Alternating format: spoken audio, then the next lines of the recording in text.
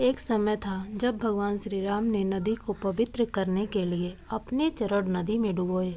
तब नदी लाल हो गई और उसमें बड़े बड़े कीड़े पनपने लगे। पर ऐसा क्यों हुआ होगा? चलिए बताते हैं आज के इस वीडियो में। कहते हैं शबरी श्री राम की परम भक्तों में से एक थी। शबरी भील कबीले से थी और भील समाज के शुभ अवसर पर पशुओं की बलि दी जाती थी। लेकिन शबरी पशु पक्षियों से बेहद प्रेम किया करती थी। इसलिए शबरी ने कभी विवाह नहीं किया, क्योंकि विवाह के शुभ अवसर पर भी जानवरों की बलि दी जाती है। और इसलिए वह अपने कबीले से भागकर मातंग ऋषि के आश्रम में सेवा करने लगी। शबरी प्रभु श्री राम की भक्ति में लीन रहती थी और मातंग ऋषि से धर्म और शास्त्रों का ज्ञान लिया करती थी। मातंग ऋषि त्रिकालदर्शी थी। शबरी की निस्वार्थ सेवा देखकर बेहद प्रसन्न हो गए थे और जब मातंग ऋषि का अंतिम समय निकट था तब उन्होंने शबरी को आशीर्वाद दिया था कि एक दिन भगवान विष्णु के अवतार प्रभु श्री राम शबरी की कुटिया में आकर उसे साक्षात दर्शन देंगे, जिसके बाद शबरी को मोक्ष की प्राप्ति हो जाएगी।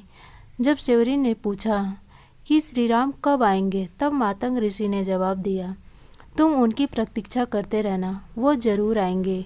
लेकिन तब तक प्रभु श्री राम का धरती पर जन्म भी नहीं हुआ था। शबरी कुटिया में रहकर रोज भगवान श्री राम के आने का इंतजार किया करती थी।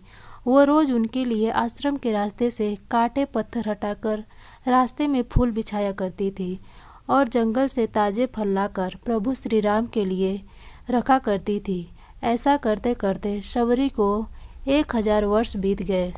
लेकिन ऐसा कोई दिन नहीं था कि शबरी ने प्रभु श्री राम के आगमन की तैयारी ना की हो।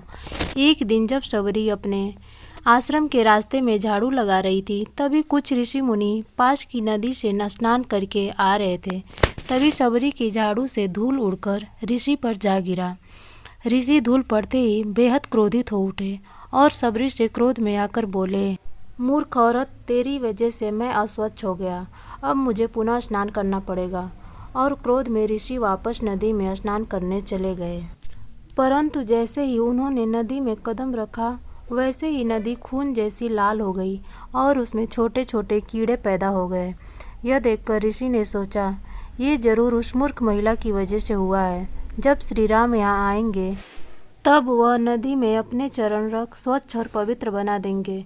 जब श्री राम और लक्ष्मण सीता माँ की तलाश में भटकते भटकते शबरी की कुटिया में पहुँचे, तब शबरी ने प्रेम विहल से उनका स्वागत किया और रोकर उनके चरणों से लिपट गई और उनकी खूब सेवा की। तभी ऋषि मुनि वहाँ आ गए और उन्होंने प्रभु श्री राम को पास की नदी के बारे में बताया। तभी सब उस नदी के पास पहुँच गए। जैसे ही प्रभु श्री राम ने नदी में अपने कदम रखे, वैसे ही नदी का पानी लाल हो गया और बड़े बड़े कीड़े पनपने लगे। यह देखकर सभी दंग रह गए। फिर श्री राम ने शबरी को बुलाकर अपने चरण नदी में डालने को कहा।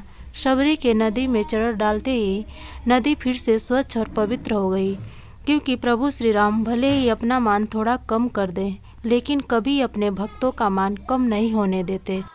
Thanks for watching. Subscribe for more video.